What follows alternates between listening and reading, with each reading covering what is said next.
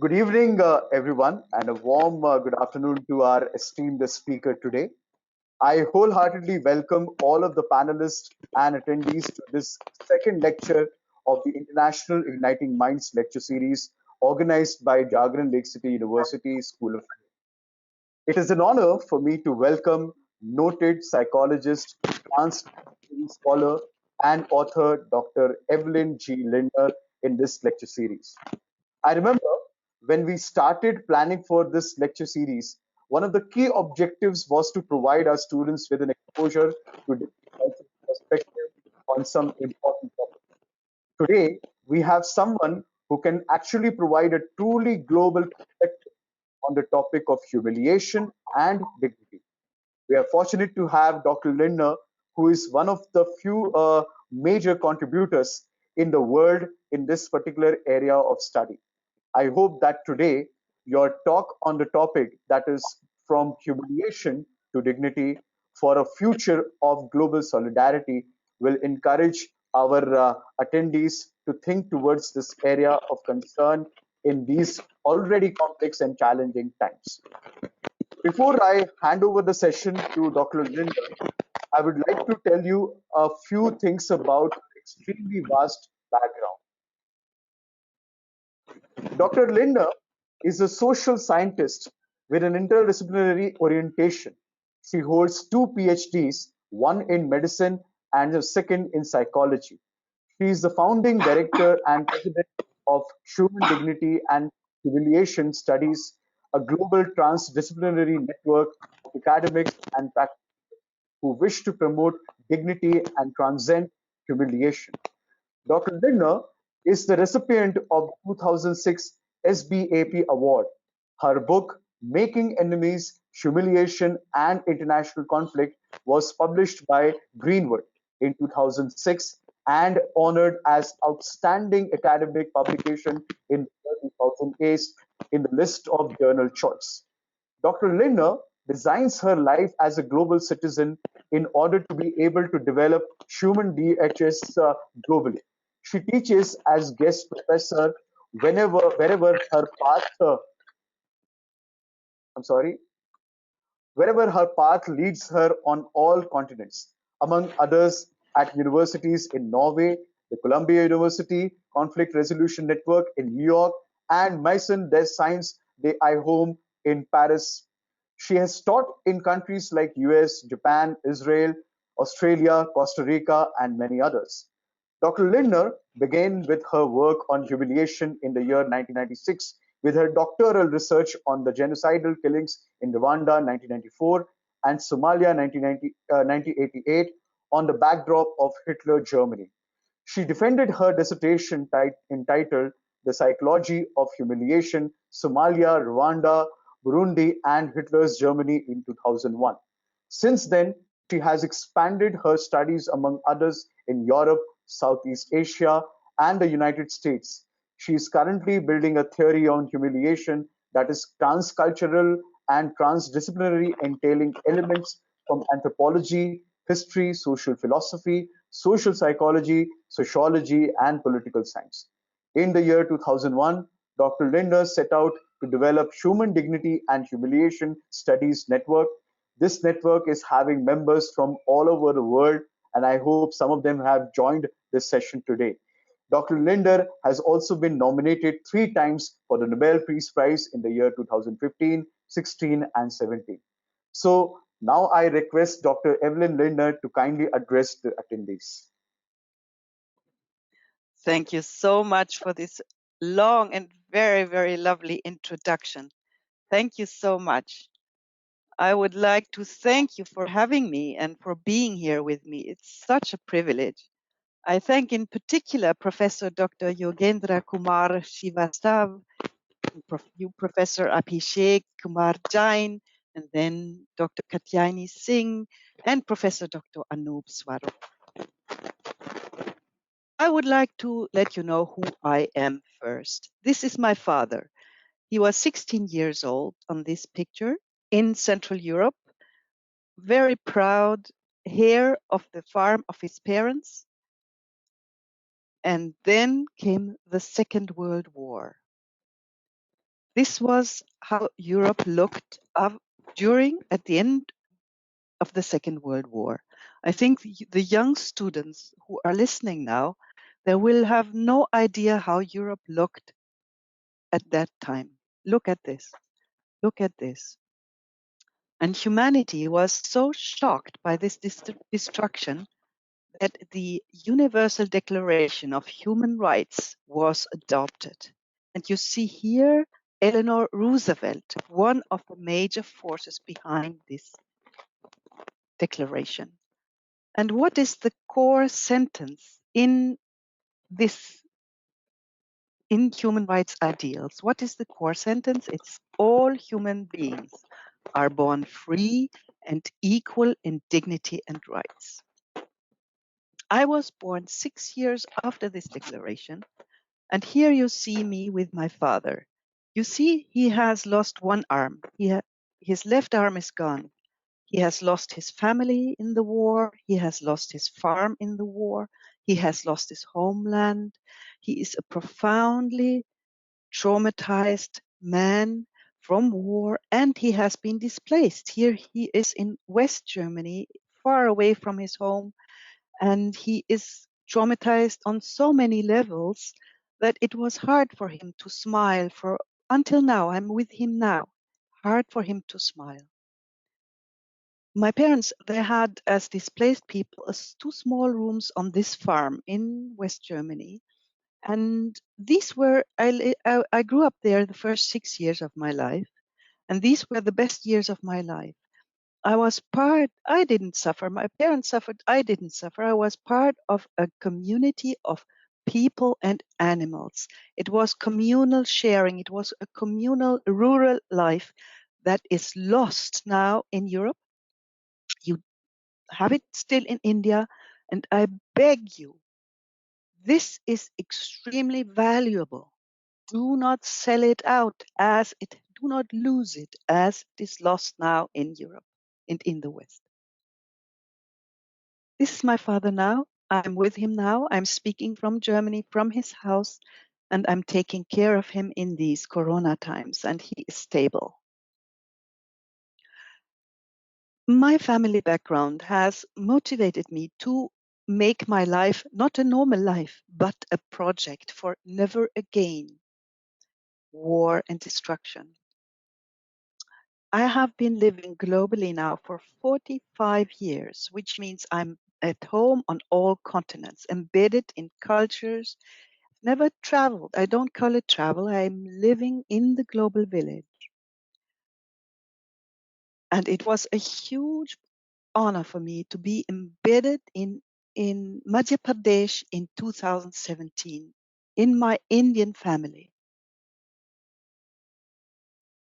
And Dr. Katyayani Singh, she came to our Dignity Conference in Indore in 2017, together with her mentor, Dr. Swarup Anup. So it was a great honor. It's wonderful to be together again now. The coronavirus pandemic, my question to you, should we want to go back to normal? What if this normality was exactly the problem? May we see the opening of a new Eleanor Roosevelt window now? I hope so. If you send me an email, I will send you copies of my books. I go quickly through them here. This is the book I'm working on now. You see it's the same title as this talk. Now I beg you to sit, make a deep breath, take a deep breath. Take a sip of tea or water, whatever you have, because now you have to brace yourself. I will take you on a big, big, big journey. Be with me. Bear with me. We, Homo sapiens, the species of Homo sapiens, we started to populate this planet circa 300,000 years ago, something like that, from Africa. And this website, Bradshaw Foundation, shows it quite nicely. How we started from Africa and how we populated the planet, and we found South America at the end. These were the first 97% of our history as modern humans. And it was a happy time, a win-win situation, because we could always go to the next valley and follow the wild food. We were few people at that time on this planet. It was like a feast. And in that time, our bodies and souls were built, came into being. We became social beings. We learned to cooperate in small groups, quite egalitarian groups. And you see here, there is a stop there about 10,000, 12,000 years ago. The party is over. If we could time travel, I would love to do time travel, and I would love to go back to our forebears, and like 30 years ago, 20 years ago, and I would have told them, look, you can go further to the next continent. There will be a stop to that at some point, because this planet is limited in size. You cannot go on unlimited like that. If the planet were larger, we would still follow the wild food now. But the planet is limited. It's called circumscription in anthropology. Something is limited that we didn't know was limited. So the party was over about 10,000 years ago, and a very profoundly different time started for us as humanity, namely a win-lose situation. What happens when you cannot go to the next valley if it's taken by other people? You are stuck in your valley. And what did we do? We developed complex agriculture. We tried to get more resources out of where we were stuck. And we became afraid. Systematic war started because we became afraid of our neighboring valley, that they would conquer us, steal our harvest, and enslave us. So we got some weapons, and they became afraid because they saw it, and they got some weapons too, and there was an arms race, and there was almost automatically war.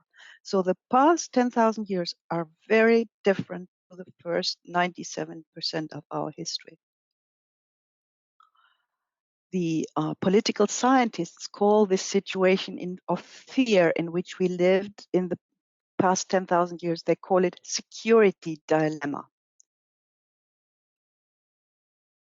I have tried to show this to you in a graphical way, in a different way.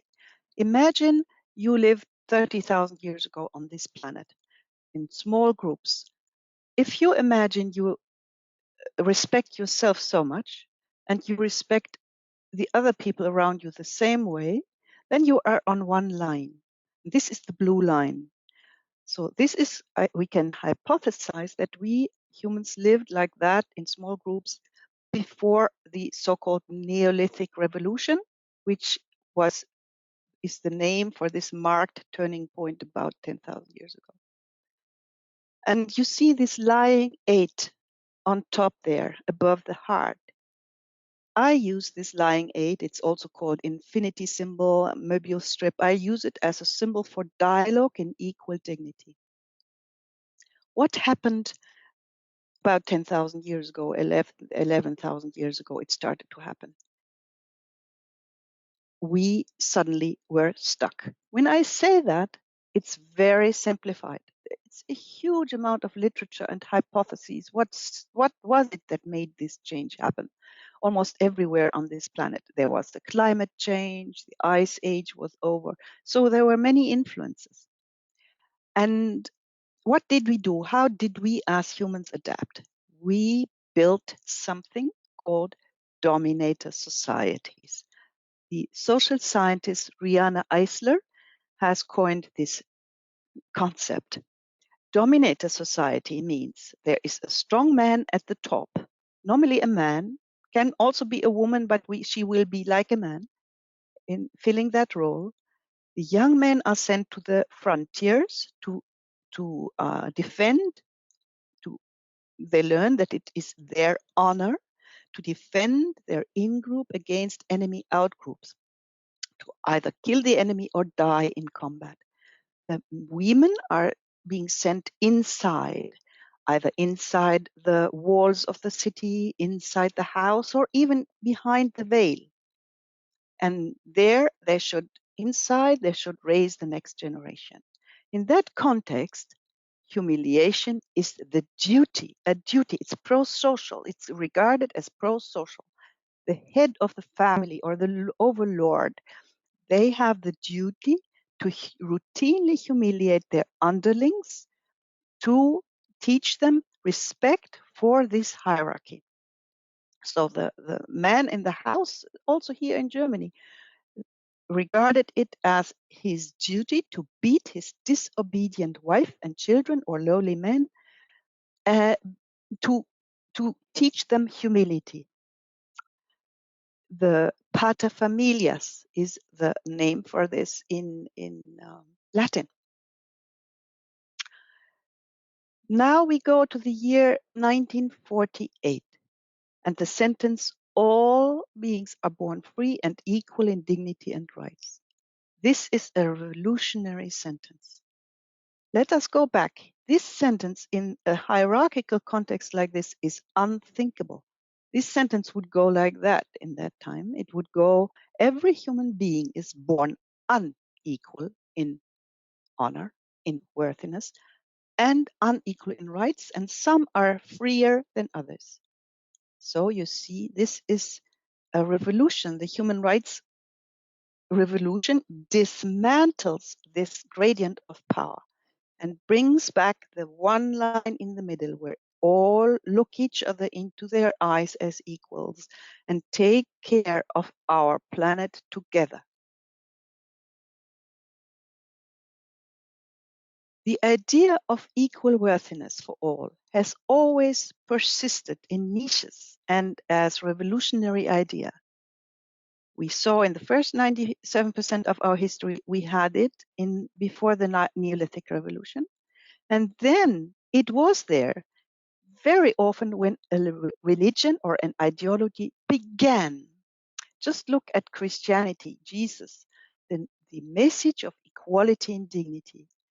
But this message was lost usually as soon as this religion became institutionalized, because then it had to adapt to the dominator context around it. Look at the Catholic Church, very hierarchical. Then came 1757. Very interesting, in the English language, in the encyclopedia, for the first time, to humiliate means to violate the dignity of a person, of an individual. It's no longer pro-social. For the first time, it's anti-social. In 1948, we have the UN Declaration, and since then we speak of human rights, even though in this sentence, every human being is born equal in dignity and rights. Dignity comes first, but dignity, we speak of human rights. Why? Because rights are easier to define. I think now is the time for dignity for all to speak about that, despite the fact that it cannot be defined like a law of nature. It cannot. What is equal dignity? How do I see it? I think it's in our bodies. It's an embodied concept.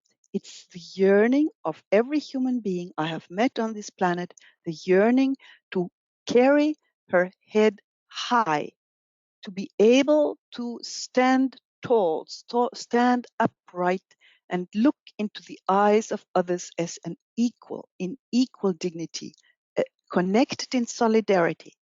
It's the manifestation in practice of the motto of the French Revolution, liberté, égalité, fraternité. We would say solidarity.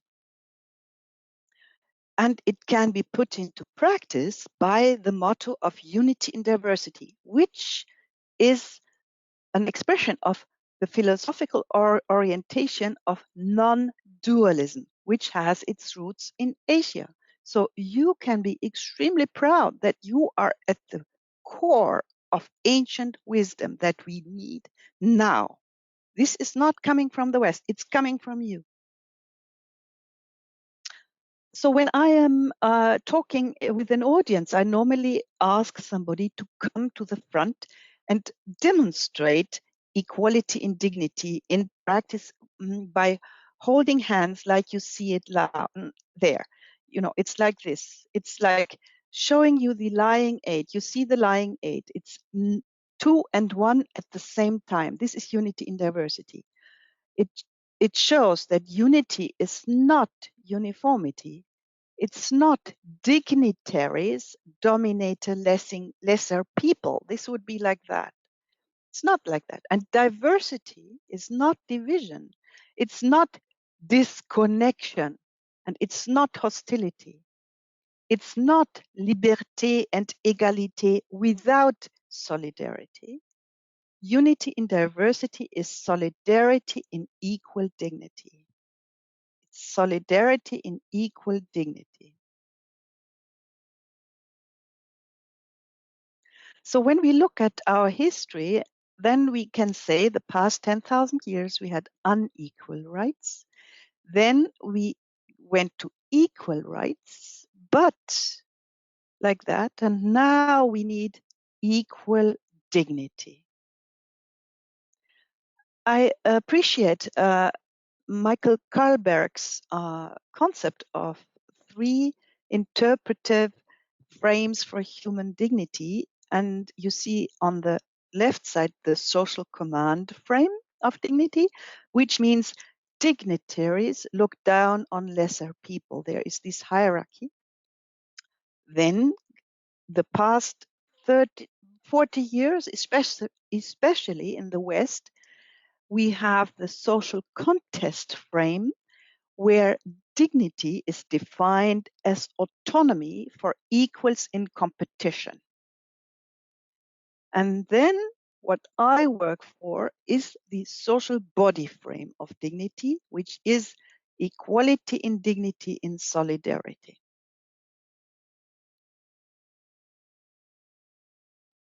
You remember that I was talking about the security dilemma.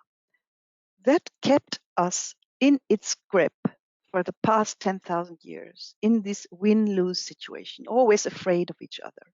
You see these triangles at the bottom. This is one dominator polity pitted against another, their neighboring polities in fear, sometimes alliance, but alliances could very, very quickly go into enmity. The motto and the map you see is the map of Europe in the 30 Years' War, 1648. Look at that, how people were afraid of each other and had to get into arms races against each other. And the motto of this time is, if you want peace, prepare for war. War for peace. Peace through military security. Armed peace. And political scientists have called this the security dilemma. A dilemma is when solutions do not solve the problem, but create new problems. So therefore, the past 10,000 years are the time of systematic war. My question to you, can we exit this dilemma? Can we get away of it? Are we caught in it eternally? Here comes my answer. For the first time in human history, for the first time, we can get out of it. Why? Because we have something our forebears, our ancestors never could see. Even our grandparents could never see. The planet from outside, our blue planet from outside. We understand that we are one family on one very vulnerable, tiny planet. You know the overview effect? Have you ever moved out of your village, your city, and looked from outside and understood your own background much, much better when you looked from outside? This is what we can do now. And if we manage to really put into practice the fact that we are one family on one tiny planet, then we can manifest Gandhi's motto of there is no path to peace, peace is the path. Human security through peace, not peace through military security. Only then, as a global family, can we do that. What stands in the way? Humiliation stands in the way. And I explain to you why. What is humiliation? Humiliation is the word comes from Latin humus, earth, to be put with your face into the dust. Degradation, pushing down. In all words, languages, there is this pushing down. Nedverdigelse in Norwegian, Erniedrigung in German, abaissement in French. And now I tell you why humiliation becomes so much more harmful and hurtful in our time now, after the Human Rights Declaration has been brought into the world. Why? If you look at the dominator society and honor humiliation, then you have many variations. You have conquest humiliation, the subjugation of formerly equal neighbors into a position of inferiority. You have reinforcement humiliation, which means keeping an existence hierarchy in place.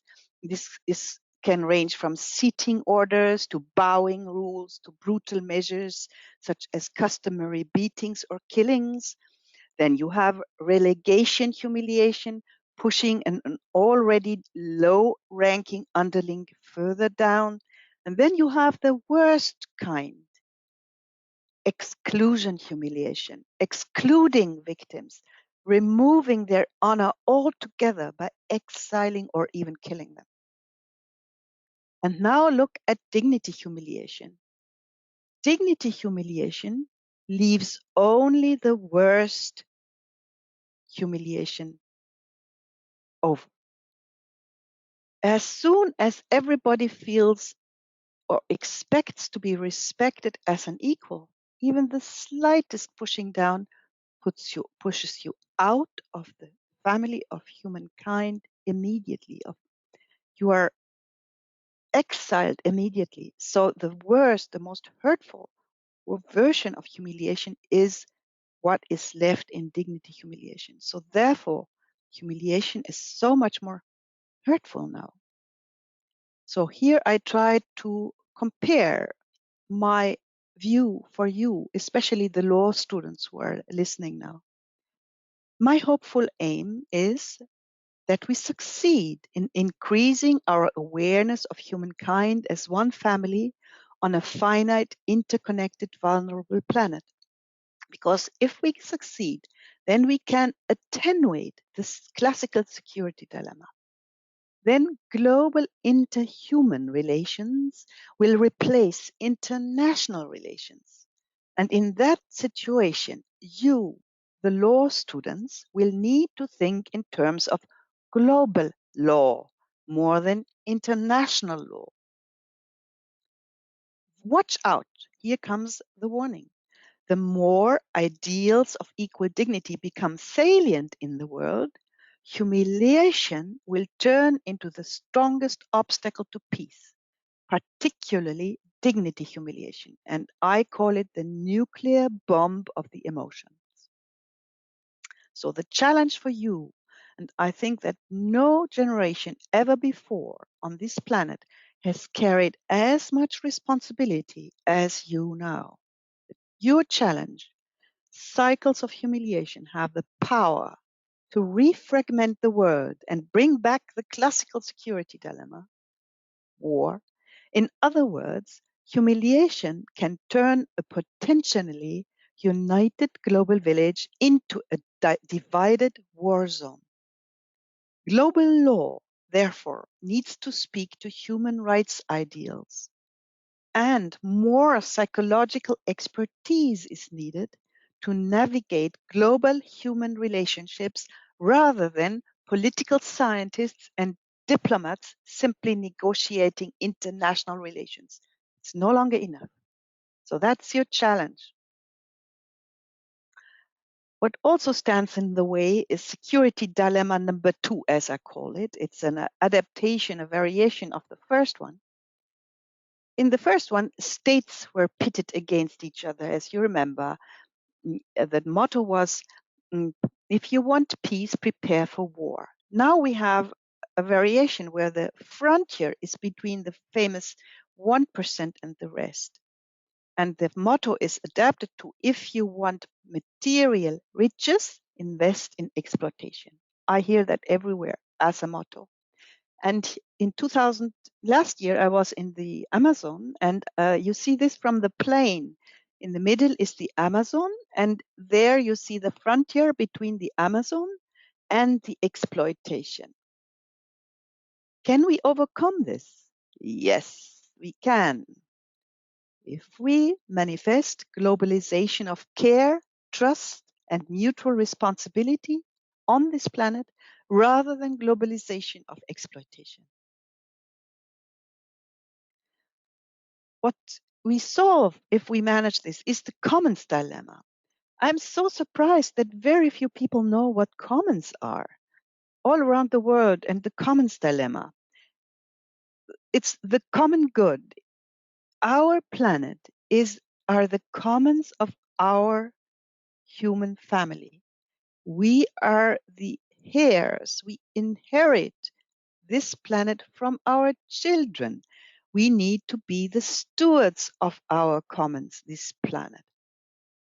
Small groups in the past could protect the commons from free riders. Bigger groups have a problem with that.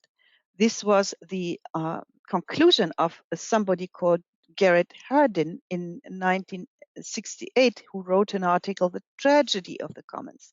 Very influential. However, again, we can solve, we can get out, we can manifest the blessings of the commons, as I call it, if we get aware that we are one family and have to be the stewards of this planet. And Elinor Ostrom is an economist who received the Nobel Prize in Economy for showing that also bigger groups, larger groups can protect their commons together. Now I tell you what I see when I look at this world. As a global citizen for the past 45 years, I see that we are on a Titanic. The upper luxury floor, there the people live who have material riches, the global north. Here I'm in Germany, people are here, they live on this luxury floor and they work hard. And what does their work entail? Here, the statistics show that every German, just by living in Germany, holds the equivalent of 60 slaves in the rest of the world.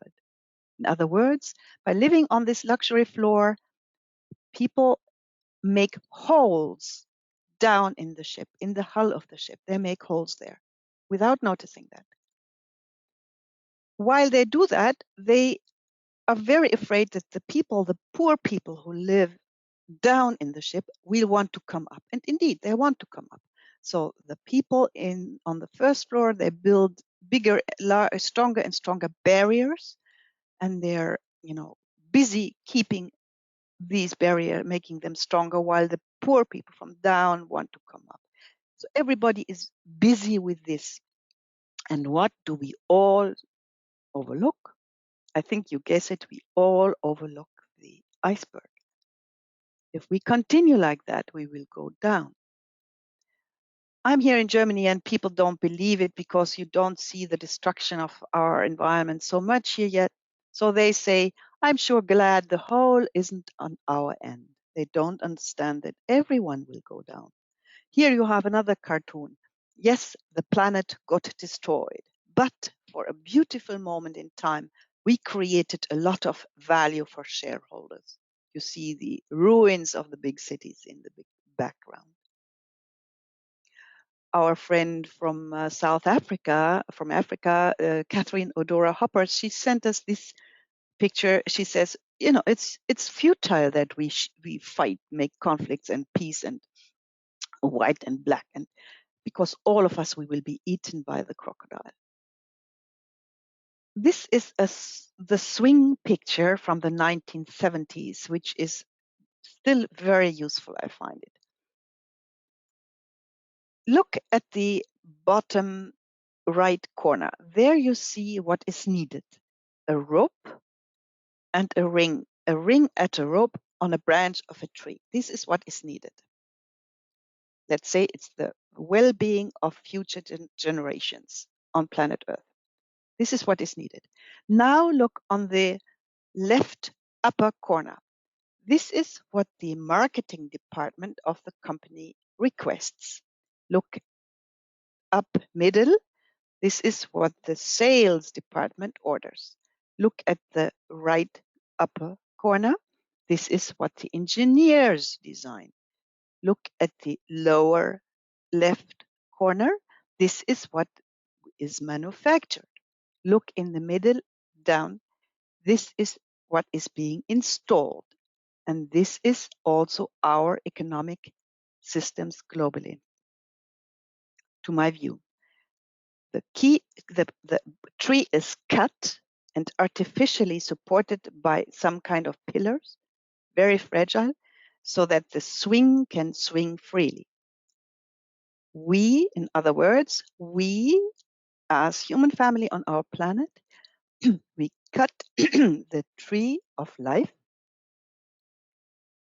in order to have an income today. We cut our livelihood for the future. This is what we do with our planet. Therefore, we live in a historically unparalleled new situation, and you have to tackle it, you, the young generation. We, as humankind, can no longer think of ourselves as sailing on a luxury cruise ship. What we thought of as a cruise ship is a Titanic on its way to the iceberg. And this while we have already punched holes in the hull of the ship to use some of the planks to throw dazzling parties on the upper floor. Slowly, we realize that we are on a lifeboat, not a cruise ship. In a lifeboat, all hands are needed on deck. Everybody has to contribute with what they can. Nobody can buy themselves out of this joint effort. Whoever tries to gain short-term personal advantages by exploiting others or ecological resources contributes to the faster sinking of the lifeboat. Infighting will make it capsize and nobody will survive. We burn our planet and we drown it. Let's look back on our journey. 300,000 years ago, roughly, we walked this earth, began to walk this planet. It was a win-win situation. 12,000 years ago, 10,000 years ago, it turned into a win-lose situation. We learned to build dominator societies. We learned competition for domination. The security dilemma emerged. 1757, 1948, egalization, my term for equal dignity, and dignity humiliation emerges. 1967-72, we see our planet from outside, this revolutionary outside view now. 1980, we started to overuse our resources. We use more than one planet. We do something absurd since 1980. 1991, the end of the Cold War, there was an opportunity for us to manifest that we are one family on one small planet. 2000, and we missed this opportunity. We wasted it. 2007 and 8, collapse of the blind belief in the wisdom of the market. Now our responsibility is to co-create new ways of arranging our affairs on planet Earth, new win-win solutions without systemic humiliation. The next form of civilization, we need to learn to cooperate with our own evolution, to manifest steadfast love, satyagraha. 1948, Eleanor Roosevelt moment, human rights ideals were enshrined. Now, 2020, the coronavirus pandemic. Is there a new Eleanor Roosevelt moment open? Is there another window opening or not? I hope yes. So again, the first 97% of our history, look at the left side, we were happily spreading out on our planet, was a horizontal expansion. Unity in diversity is easy to manifest in a win-win situation. Then came circumscription. We hit the fact that our planet is not unlimited in size. We adapted by building dominator societies, vertical expansion. We extracted more and more resources from where we were. Uniformity in division was the motto. Now we live in times of hyper circumscription. We thought that clean air, clean water, minerals are infinite, unlimited. No, now we learn all is limited. How do we adapt to that? How do we adapt? How should we adapt and what we do? What do we do now? We maximize what we did 10,000 years ago. We simply maximize it. We maximize competition for domination. When you listen to the news and you hear the notion of healthy economic growth, then this is an exponential curve. And an exponential curve is impossible in a limited context. We have to look back 10,000 years ago and say, look, yeah, we adapted then and we maximize it now, but this is the wrong adaptation. Now we need to do something completely new to learn to go in circles and in dialogue. And you might sit there now and say, yeah, nice words, but impossible. No. For the first time in our history, we are able to do it as a human family. We see that we are one family. We know where our planet is. We know that we are a small speck in a big universe. We know everything. We have all the knowledge and skills necessary to build global partnership, to build global unity in diversity and equal dignity. We can. None of our forebears and ancestors could. We are the first. Many of you will now say, aha, these are the sustainable development goals you are speaking about. Yes or no? Look at the goal number 8. It shows the exponential curve. If this is taken seriously, it will make all the other goals impossible.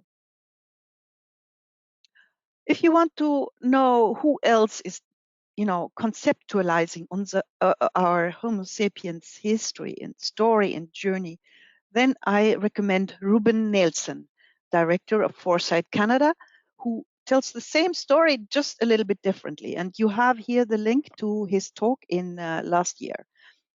And you see, he tells the same story a bit different. You see, he starts the small group cultures, starting about 10,000 years ago, until we come to the modern industrial cultures. And then you see a sharp decline.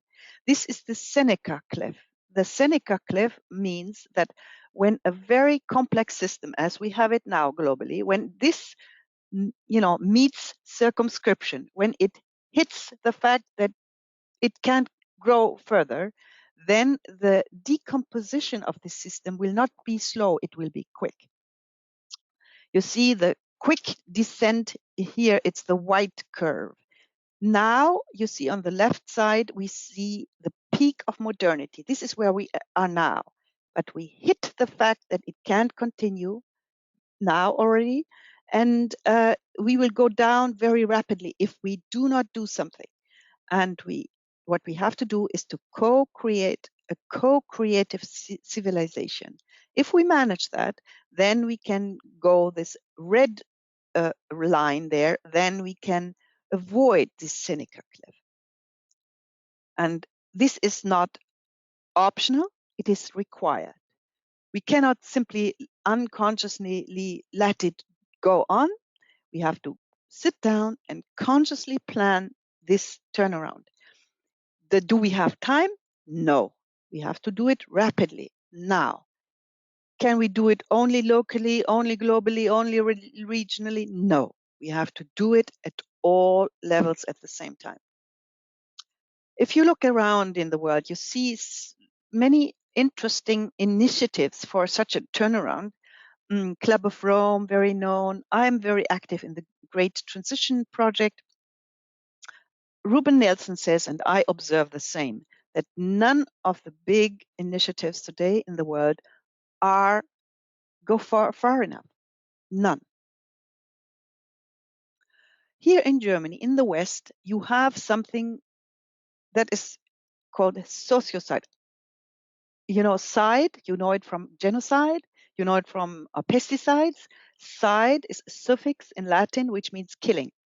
Sociocide means the killing of the social sphere, the glue in society. Here in Germany, you have loneliness. In Europe, in the West, you have an epidemic of loneliness. In the UK, a minister for loneliness had to be appointed, and a minister for suicide. It's not just loneliness, it's also hatred. Everywhere in the streets, I see that the communication between people everywhere in the so-called social media, you have hatred more and more. And I'm very thankful to Prince El Hassan bin Talal, who was the president of the Club of Rome from 1999 to 2007. He sent me a message now in May, and he said, Evelin, what facilitates this sociocide and this ecocide, the ecological destruction of our ecosphere, what facilitates this killing is cogitocide.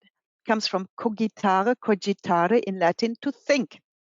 So cogitocide is the killing of the cogitosphere, the killing of the realm of thinking and reflection, the drowning of all of us in sightless infosphere. So I am very careful with the notion of AI, artificial intelligence. I think very often it is artificial sightlessness, and big data may end in big disaster if we are not careful now.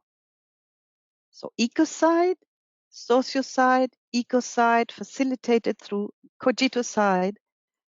And you who have heard about Greta Thunberg, please keep in mind that in 1992, there was already a Greta Thunberg. That time her name was Severn Suzuki, and she spoke at the Earth Summit in Rio in 1992. And she said the same thing as Greta Thunberg, the same message. The room was full, the hall was full of heads of states, and they all were deeply impressed and promised change. This was in 1992. Then, 20 years later, the summit was repeated in Rio de Janeiro. And she came back. And what was her message 20 years later? She said, a lot of small projects were carried out, a lot of studies were conducted, but overall, nothing has happened. On the contrary, no progress. So because of that, the coronavirus pandemic is not an anomaly. It's part of this. It is a small taste of the future. It is the age of the long collapse if we don't do something. Here in Germany, when I listen to discussions, I see that people are caught in the notions of the past, capitalism versus socialism and communism. These words, these terms have become markers of humiliation cycles. People attack each other with these terms. So I do not want to talk about it anymore. I hope for a future where we do not need isms. But if we need, what about dignity-ism or dignism? So how do I define it? For me, it means a world where every newborn finds space and is nurtured to unfold their highest and best, embedded in a social context of loving appreciation and connection, a world where the carrying capacity of the planet guides the ways in which everybody's basic needs are met, a world where we are united in building trust and respecting human dignity and celebrating diversity, where we prevent unity from developing into oppressive uniformity and keep diversity from sliding into hostile division.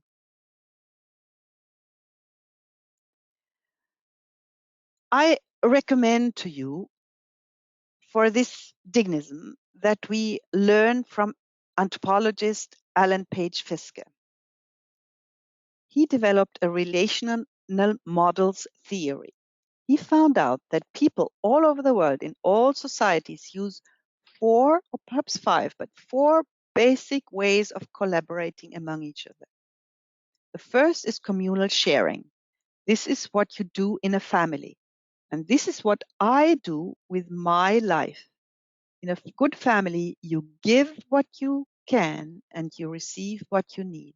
So in my case, I have decided I have a lot of privileges. I have a European passport, which makes it possible to live globally. I have 2 doctorates, a very high education. I do not want to eat these privileges for myself. I want to give them as a gift to humanity. And I hope in return that I will have enough to eat.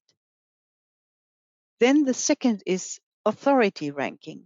It can be the good teacher or the oppressive dictator. It can be nurturing or oppressive. Then we have equality matching. It's exchange. I take care of your cats if you mow my lawn. Some kind of exchange. Then we have market pricing, money. I pay. So you understand that we start to calculate as soon as we reach equality matching. Then we calculate. We do not give anything anymore if we cannot expect the equivalent back. What we do in the world today is that we give priority to market pricing. This is the priority we as humanity have decided to follow. The problem with that is that if we continue like that, we will sell our soul, we will sell our grandmother, we will sell our planet, we will sell our social togetherness, we will sell all quality of life. Because when you start from communal sharing, this is the most comprehensive, qualitative way of collaborating. Market pricing is the most quantitative. It quantifies everything. So from the first to the last, it's more and more and more quantification. And since we give the last now priority, we quantify everything. We quantify and we sell out the quality of life. So this is what we do as humanity now. And if you now ask me, yeah, but how can we change that? I recommend listening to Howard Richards. He's a philosopher of social science. And he has been thinking about the economic institutions, the structures, the frames of our global world system now. And he has found out that it's not just he found out, it's built on successes of Roman law. And you, the law students, you will know it better than me. And you will know all these pillars of this Roman law. Suum cuique. But the most important one is perhaps pacta sunt servanda. Contracts must be kept. The result is, and I meet that everywhere on this planet, I meet people who say, I have no contract with nature. I have no contract with the next generation. So why should I care? I have only a contract with my employer. Okay, and there I get my salary. I get my income. I can eat. So that is the contract I honor. So this is why we cut the tree of life. To get this income, we cut the tree of life. So we lose the quality of life in the long term so that we have some quantity of resources to live today. So that is the result. So these core pillars of our global system, world system, institutions and structures, these core pillars need to be changed. So I call for a globalization of care, trust, and mutual responsibility, rather than a globalization of exploitation through competition of domination. And I beg you, I really beg you, you have so much that is important now for the world to learn. Vasudev Kutumbakan, the world is one family. You have non-dualism, which is the basis for unity in diversity. You still have communal sharing in your rural communities. You still have uh, communities where the food is perhaps not poisoned, where the ecological, the ecosphere is not yet destroyed and the sociosphere is still intact. So please guard that, protect it, and let the rest of the world learn from you. So this is what we do with our planet. We drown it and we burn it. And how can we somehow save a little bit of our blue planet? How can we do that? Now I will put another hat on my head, okay? Until now, I ask you not to believe a single word I have said, but to take what I said as an inspiration for you to build your own path to dignity, your own concept, to develop your independent thinking about dignity and humiliation. Everything I said now, I said it to inspire you to think independently. I spoke only on my own as Evelin, as a researcher on my own account. I did not speak in on behalf of the global movement for dignity that I nurture. I nurture this global movement of dignity in the spirit of unity in diversity. So I am part of diversity when I speak as Evelin. And now I take the head of Evelin off and I put the head of the unifier of our global movement for dignity. I put that head on. And now I will explain to you what I do. I nurture a global movement for dignity. And I will explain to you now what this means. It started around 2001 as an idea, and 2003 it really started in practice with our first conferences. And the name is Human Dignity and Humiliation Studies. It's a global fellowship of like-minded academics and practitioners, a not-for-profit labor of love. We have a almost zero budget. Nobody gets a salary. There's no money involved. It's all a gift economy. We work for a new future for humankind rather than against old cultures, old structures. In the core, we are two women. You see me in the middle, and then you see Linda Hartling a little bit below there. We are two women who are holding this, nurturing this global movement. And then we have about 2, 3, 4, 5, 10 people around us, and then a 100. And then on our address list, we have about 8,000.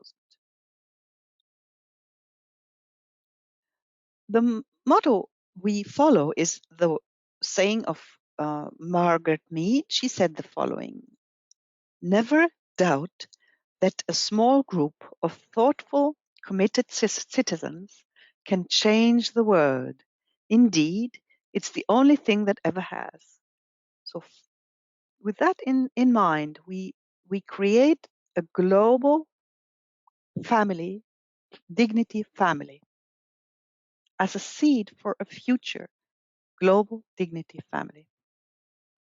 Our work has been nominated for the Nobel Peace Prize, as has been said already 3 times. And we are very happy. Why? Because we follow Berta von Suttner. You see her on the left side. She was the one who inspired Alfred Nobel to establish this Nobel Peace Prize. And she wrote a very influential novel in the year 1889, Lay Down Your Arms. So she was also the recipient of the the first woman recipient of the Nobel Peace Prize. She got it in 1906. We have two conferences. We have been holding two conferences since 2003. The next one will be number 35. We have usually one conference in New York at Columbia University at Teachers College. In December, it's called a workshop on transforming humiliation and violent conflict. And this December, we have it online, and you are all very welcome. Then every year, we have a second conference somewhere else in the world. And in 2017, as you see, we had our Dignity Conference in Indoor. You see, this is our Dignity Conference 2017 in Indoor. And you see our dear Katyayani Singh. You see her there with the red outfit. Last year's conference was in the Amazon in Brazil. And this was last year, December, in New York. This was our New York workshop. We launched an initiative and we called it World Dignity University Initiative as an invitation to you to help form a global community of educators and learners for whom dignity is central. We also have a publishing house, Dignity Press, and both for the World Dignity University and for Dignity Press, we look for a new director. The one who built it up, thankfully, is getting tired, and we need somebody to step in. As I said, it's all without pay. I would like to thank you very much. And if you have something you want to share, here is my email address. And you can also write down the link to the website, humiliationstudies.org, humiliation studies in one word. So I'm very, very thankful that you were with me now. I see that I hope that we still have time now, enough time for a little bit of dialogue. I look forward to hearing from you. Certainly. Thank you so much, Dr. Evelin, for delivering such a riveting talk. I request Dr. Katyayani Singh to kindly initiate the Q&A round, please. Okay, so firstly, congratulations to you, ma'am, for delivering this successful lecture. I have the pleasure of not just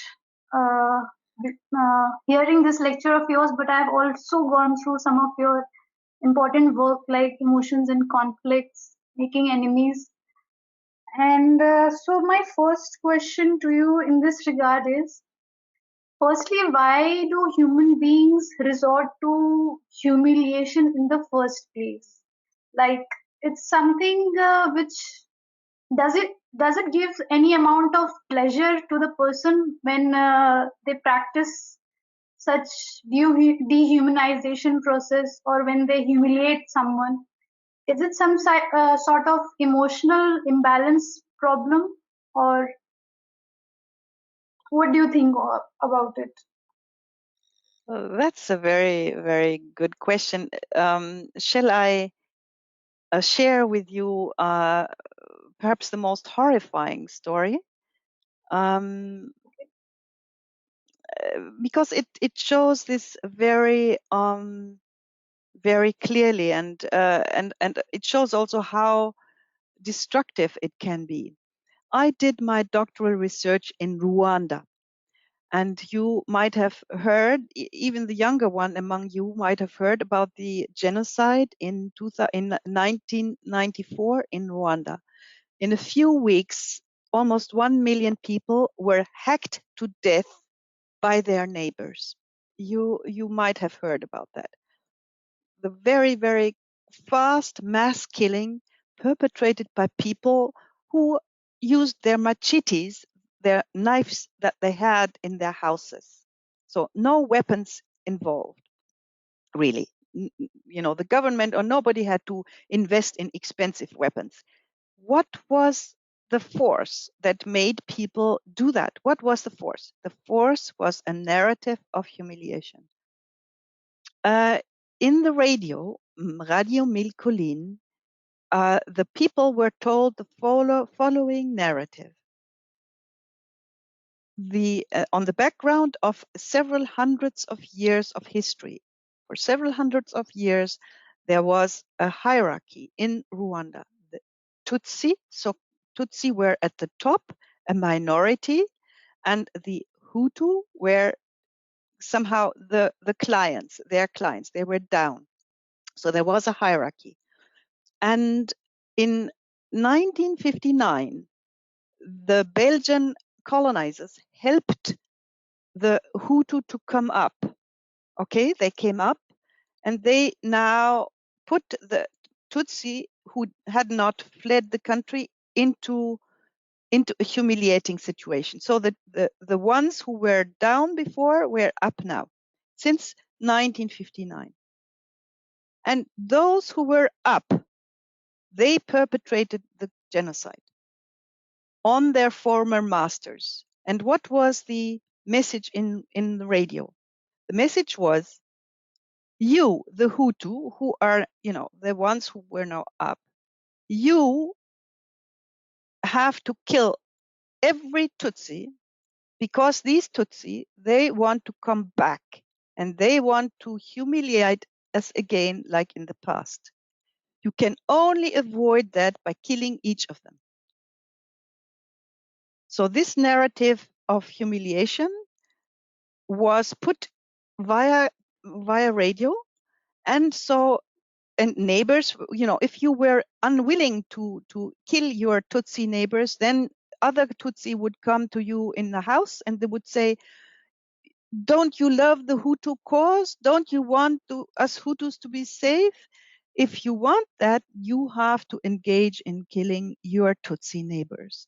If you are married to a Tutsi wife, then you have to kill your Tutsi wife. You have to choose between your love for Hutu and your love for your wife. So you kill your wife and all the children who look like Tutsi. So the message was a narrative of humiliation. It was the narrative of the fear of future humiliation. It was, okay, they humiliated us in the past, so they want to come back, so we have to prevent humiliation in the future by killing. It's the same narrative in Hitler Germany, in Nazi Germany, the same narrative. The Nazi narrative was the following. The Jews are planning to humiliate us all in the future. Therefore, we have to kill them all now.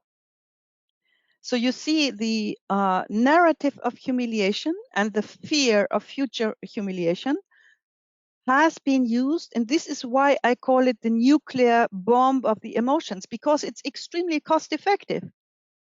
In Rwanda, nobody had to invest much money, simply in a radio station. And then everybody would take what they had at home. And at the same time, we can be extremely, extremely thankful what Mandela did in South Africa, because it happened at the same time he came out of prison, and he could have talked to his black sisters and brothers, and he could have said, take your hammers, take your knives, go to your white neighbors and kill them all. He could have said that. And perhaps his black brothers and sisters would have done it. And he didn't say that. He said, no, we have to come together, all of us in the middle. It's not right that those who are down come up and try to kill their former masters. No, this kind of turning of the hierarchy is not the solution. No, the new world is to come together, all coming together in the middle. That is the new world. And Mandela's message in South Africa, there he manifested that.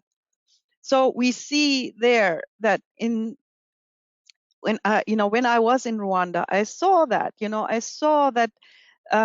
was a deep, deep, deep emotional struggle also when I was in Kenya, I heard about people who had in fact killed their Tutsi spouse and their Tutsi children, Tutsi local children. I heard from them how they were then in Kenya and were in psychiatric help, because now they were, they were criminals. They had to hide. When they were eating, they were seeing the fingers of their children on their plate. They couldn't eat. During the genocide, they were very proud. They thought, oh, I'm fighting for my love for the Hutu cause, and therefore I have to kill my Tutsi wife. I am a hero. And, very, very quickly soon after, when the genocide had been stopped, he became a criminal. He had to flee, he had to hide, and he had no family anymore because he had killed his family himself. So you see this extremely complicated story and complexity of feelings of humiliation. And I told you this story now. Why? Because we have to understand. This story makes us understand that why I never use the word empowerment anymore. I use the word entrustment. Here in Germany, you had until not so long ago, 100 years ago or a little bit more, the man of the house had the duty, the right to beat his disobedient wife. And today, when you are here in Germany, for example, this is no longer allowed. A husband should not beat his wife and his children, okay? But sometimes it happens. And so then you have the social worker, he hears, oh, there is a wife with bruises and everything. So the social worker goes into that house and then finds the wife, and the wife, very often the wife says, oh, it's my fault. I have done something wrong. So my husband, he has right to beat me because I have been arrogant. I'm not accepting and respecting his superiority. So he is right in beating me. And so then the social worker says, no, no, no, no. We have a new word now. Mandela, equal dignity, human rights ideals. No, we are in a different world now. You have a right to feel humiliated and to feel that this humiliation is a violation of your dignity. You have a right to become angry. You have a right to get out of that. Okay, so the wife, perhaps after a while, she says, wow, yeah, perhaps I deserve more respect. Yeah, perhaps, yes. Now, what should the social worker not do? The social worker should not tell the wife to kill the husband. This is what happened in Rwanda. This happens, this can happen when you call for empowerment, because in Rwanda, the empowerment went too far. The social worker should not empower the wife too far, that she now becomes the boss in the family and beats her husband or even kills him. That should not be happening. We should come together in the middle. So therefore, I use the word entrustment. I encourage people to come up from humiliation, yes, but then to join in the middle, not go up and become the new humiliator. So that is one story. And when you look for example, in the United States, there was a big movement, self-esteem movement. This is also something that has gone too far. So people were empowered to rise up. And, when you look at publications in the United States now, you have books like the Generation Me, only me, narcissistic generation, only self-interested generation. So you have a society where people have been empowered to become disconnected, in competition for domination. And the solidarity that is needed, is not there. So we have to be very careful with this turn, this human rights revolution. It is a turn that is very, very good, but it can go wrong, and we have to be very, very careful what we do. We have to follow the Mandela path. We have to avoid the Hitler path or the terrorist path. So therefore I told you this story to make you aware of empowerment and entrustment, the difference. And if you know, I have now been talking for a long time, so because there are other humiliations, there is also the humiliation of the powerful. Like when you go to when Mandela went to the white elite in South Africa, this white elite was not happy with the human rights revolution at all. They felt that to become equal was a humiliation for them. They said, what? We are supposed to learn humility? We are supposed to be equal to everybody else? No, we have privileges. God gave us these privileges. We deserve them. No, no, no, no. You are humiliating us if you want us down. We will now hit back. We will oppress, your anti-apartheid movement. We will violently try to oppress it because you are supposed to be down and we are supposed to be up, and it is humiliating for us to abandon that. So that's a different case. So there are different variations. It's a very complex concept. Okay. So actually, you use the example of domestic violence cases also. So with regard to that, I also wanted to ask, do you see the system of patriarchy as a humiliating system? Because largely the system of patriarchy also somewhere involves domination of men over women.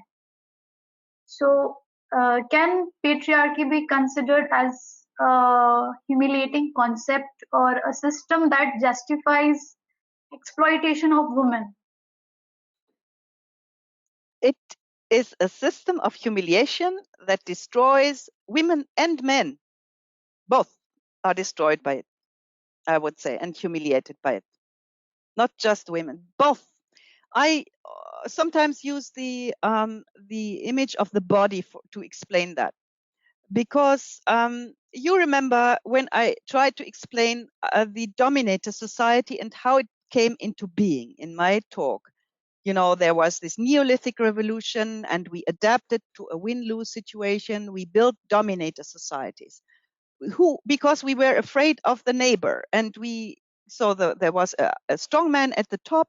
The young men were sent to the frontier to die there in defense of their in-group or to kill the enemy, and the women were supposed to be inside and raise the next generation. This was the setup, and it had a logic in it. It had, many here in Europe, you see the statue of a knight, Roland, in many cities. We had our conference in 2016 in Dubrovnik. There you have this statue in the middle of the city, and the young men, they defended Dubrovnik against the attack from Montenegro in 1991. The young men gave their lives so that the Dubrovnik population could live and was not killed. So the readiness of men to regard it as an honor to die and kill in defense of their in-group, this was once very useful, or at least sometimes it protected the people, sometimes, not always, but sometimes. Okay, so it had a reason once, but what does it mean? The price paid for this protection has been huge. The price, you call it patriarchy. This price is extremely destructive for both men and women. The price paid for it. Why? The men, they are taught, in order to be able to die and kill early in life, they have to unlearn feelings. They have to, not cry, to be strong. They have to unlearn their soft sides. They have to unlearn that. And so if you look at the body, they are taught that they can use only their right arm, which is the sword arm. They can decide, they can strategize, they can plan, they can think long term. They know the public sphere, they know where the enemy is. So this is the role of the man in that system. And but they have to hide their left arm behind their backs. They are not supposed to change the diapers of their babies. No, this is the task of the women and the lowly men. The lowly men and the women, they are not supposed to strategize and have their right arm, to carry a sword. No, the women, they are allowed only to use the left arm and to put the right arm behind their backs. So everyone, the men and the women, they only use one arm in that system, in that dominator system. None of them, not men and not women, can use both arms. Men have to mutilate in that system, have to mutilate their psyche, their soul, to fill that role of masculinity. They have to mutilate themselves. And women are oppressed. So both of them pay with their lives, with their quality of life.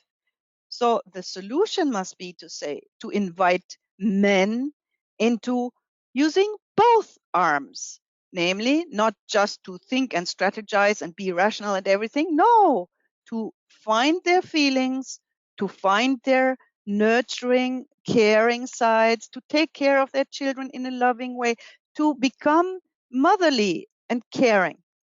This is what men can learn, are allowed now to learn, and women are allowed or need to learn how to lead, how to strategize, how to think long term, how to understand the public sphere, what is happening there.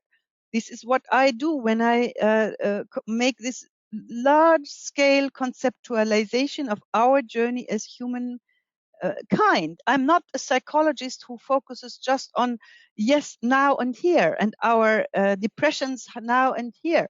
No, I look at the entire journey of humankind.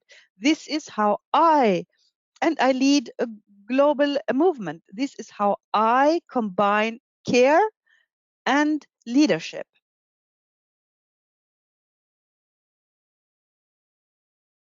Okay. Okay, so my next question is basically, if one is faced by humiliation, if one faces in their real life, in reality, if one is faced by the problem of humiliation, how should one proceed from humiliation towards human dignity? I mean, it's a large contextual question. At personal level, you can at personal level, I like it as an individual person. If a person is being faced by some kind of societal pressures, so over here, can law come into practice? Can law come and help out? Yes, thank you so much for having thought up. You have thought up very interesting questions, Katani. I congratulate you to all your lovely questions. It's so nice. I think again, when you look at the tradition from Asia, I'm not so sure about India. Do you have this tradition of martial arts where you use the strength of your opponent, and you don't confront you are Dr. Mr. Patak, you are nodding, you know that obviously, and some others are nodding too. So this means not to confront, not to put force against force, but to be so good that the one who wants to attack you will fall by his own force. So that is, of course, the most dignifying approach, and of course, it's not easy to do that. This is, and you need many things to achieve that. The first is to step back a step, and this is also what psychologists. I have been working as a psychotherapist. When you have a problem, very often it's good to take a step back and look in somewhere else, and build a new context, with the help of other people. So this is what I do now by nurturing a global dignity movement. I do that so that there is a global context of people who can hold dignity, because you alone might be too alone. I remember when I worked as a psychologist in Egypt for 7 years, and I remember in my time in Cairo, 15 million people, but a very peaceful city. Why? Because people took this responsibility very, very seriously. Let me say an example. There is an accident in the street, and I observed that many times when I lived in Cairo. Of course, times have changed now. Cairo has been infected by globalization also, like everywhere else. But at my time, it was like that. There were two people having an accident, and they got out of their cars and they shouted at each other, and they wanted to hit each other. And immediately 10 to 20 young men, strong men, came out of the tea houses and the offices who saw that. They came out, they surrounded these two men, and they physically held them. They still let them shout, but they kept them from hitting each other. It usually took 10 minutes. 10 minutes, and they shouted and shouted and shouted, and they were held. And then the 10 men here, 10 men holding each. And then after 10 minutes, there was a kind of agreement. They had exchanged addresses and they drove off peacefully. So it needed a ratio of 10 or 20 to 1, because these people were out of their minds, and it needed quite a lot of strength to contain them. So this kind of containment we need when people are out of their minds. We need this containment of the collective. And so I built this global movement for dignity as this collective that can contain humiliation, because you alone might be too alone. Okay, thank you for your answer. I just want to conclude now. I think after hearing your lecture and also going through your work, what I concluded is that the emotional aspect of society is very important to understand, and especially when it comes to cases of genocides or mass killing. So, with your research into the emotionals, into the psychological aspect, I think what you give is a connecting link between the society and the state, and that's a needed concept, because until and unless we do not connect the society with the state, we will not be able to have a proper, smooth functioning society. So that's what I actually could able to conclude through your talks and through your work. So correct me if I'm wrong, or if you have something else to add to it. That's a big task, and it's true. If you look at Corona now, it shows that a little bit. When you look at societies that have a lot of trust in their governments, like Norway, for example, and societies that are led by women, you see that these societies are, faring better with the coronavirus pandemic now. So there you see the huge advantage of having this connection. Society needs to create a governance structures that are helping, where everybody uses takes responsibility for certain levels of communal life, of society's life. And there comes a very important principle. Unity in diversity is the good motto. And how can it be operationalized? Through something called subsidiarity. Subsidiarity is a very, very important principle. It means that everything that a community, a village, a family can decide for themselves, they should be allowed, they should be enabled to do that, to take care. Like the Indian sitar music should not be decided on in New York or any world government or so, or the cultural specificity of Kerala. The people in Kerala, they know it best, and so they need the space to protect it and to develop it and nurture it. So subsidiarity means that each level in society only takes those tasks that cannot be taken in the level further down. So the highest level, which is the government of or the state institutions, they need to be taking care of everything like global warming, global ecological crisis. This global crisis, you cannot combat it alone. You need all of humanity. So there, everyone, all the globe, all the governments, everyone has to cooperate. It cannot be solved by Kerala alone or by Delhi alone. No. So you have problems that are global and that are large scale, and they need to be taken care of there at that level, and then. So and this must be connected, well connected. All these levels must be well connected.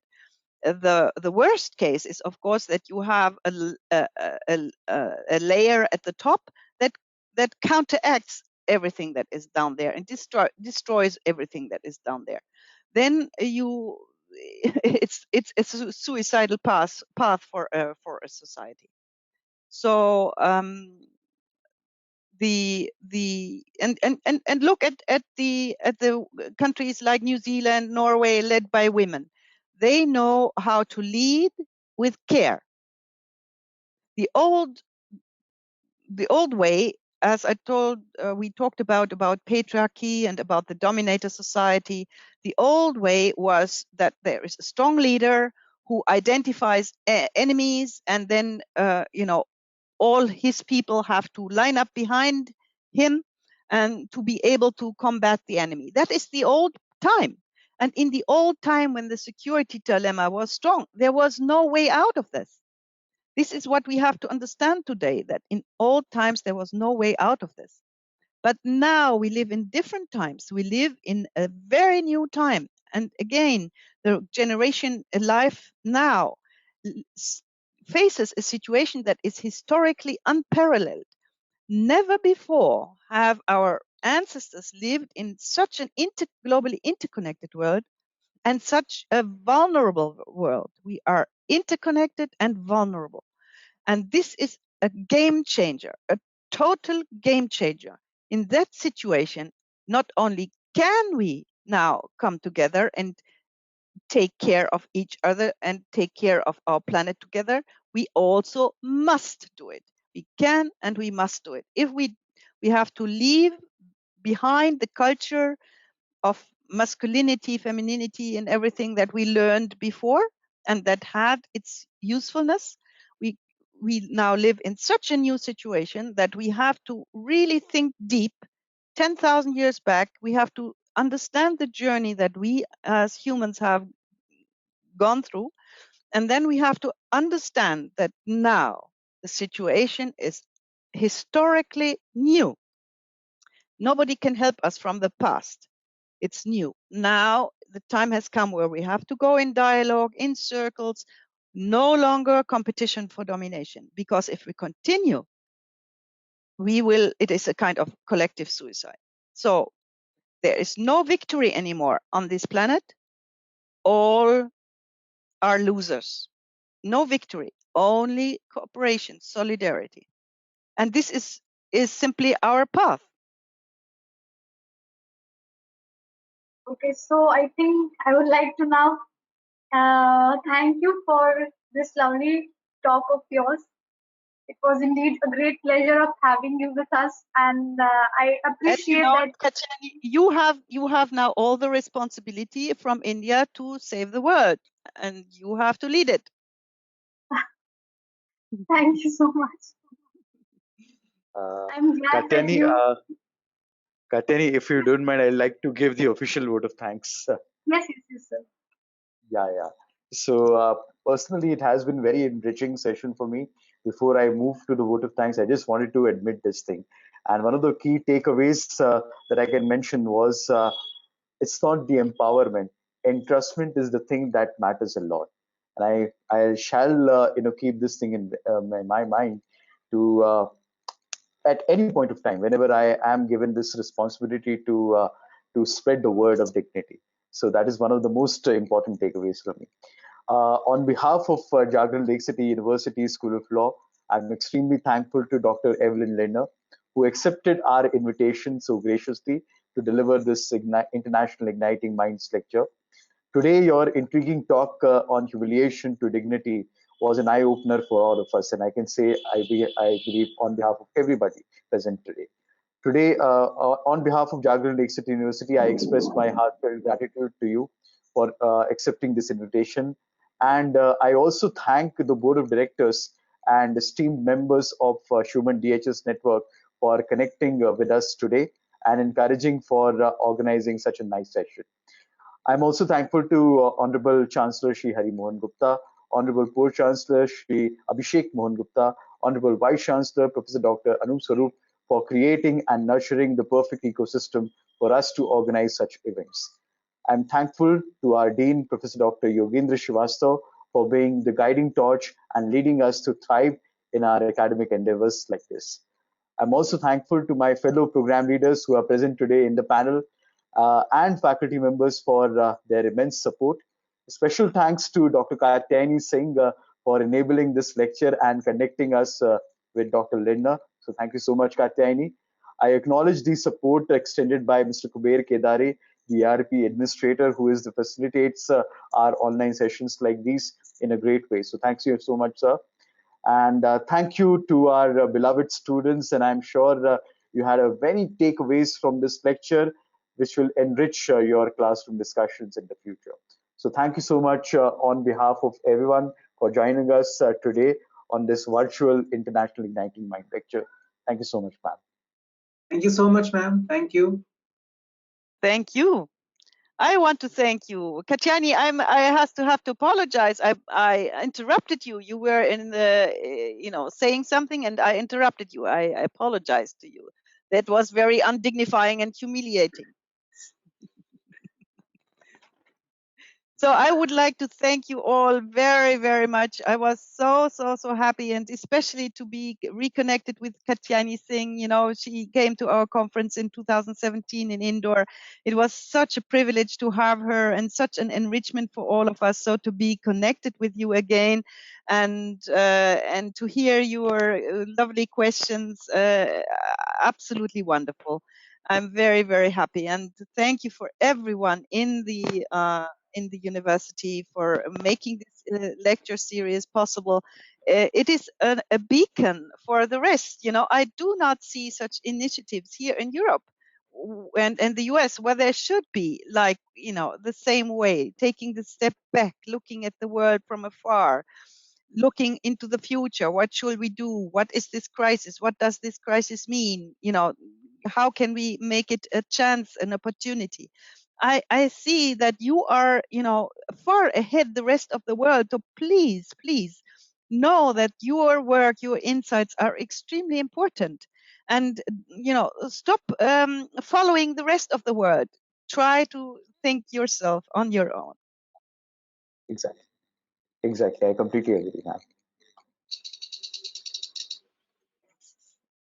So with this, we would conclude today's session. And until the next lecture, a goodbye to everyone. Thank you so much, everyone. Thank you. Have a great day. Thank you, ma'am.